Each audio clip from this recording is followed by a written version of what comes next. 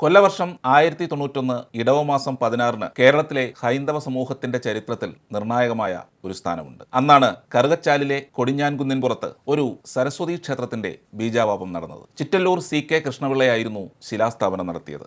ആദ്യമായി സ്കൂളിൽ പഠിക്കാനെത്തിയത് 21 കുട്ടികൾ. കോയപ്പള്ളി കേളപ്പൻ നായരായിരുന്നു ആ കൊച്ചു ക്ലാസിന്റെ ഹെഡ് മാസ്റ്ററും അധ്യാപകനും എല്ലാം. ആദ്യ ക്ലാസ് ആരംഭിച്ചത് ഹിന്ദുധർമ്മത്തിന്റെ കീർത്തി ലോകമെങ്ങും പരത്തിയ വിശ്വവിജയി വിവേകാനന്ദ സ്വാമികളുടെ ജന്മദിനത്തിലും. ഹെഡ്മാസ്റ്റർ കേളപ്പൻ നായർ ക്ലാസ് എടുക്കുമ്പോൾ വിദ്യാലയം സ്ഥാപിക്കാനുള്ള കാശിനായി മന്നത്ത് പത്മനാഭപിള്ള നെട്ടോട്ടമോടുകയായിരുന്നു. കാൽനടയായി അലഞ്ഞു കിട്ടിയ ചില്ലിക്കാശും പാഴ്ത്തടികളും ശേഖരിച്ചു. പലപ്പോഴും ഭക്ഷണം കഴിച്ചില്ല. ചില ദിവസങ്ങളിൽ വൈകുന്നേരം വരെ അലഞ്ഞാലും ഒന്നും കിട്ടുകയില്ല. എങ്കിലും പത്മനാഭപിള്ള പിന്മാറിയില്ല.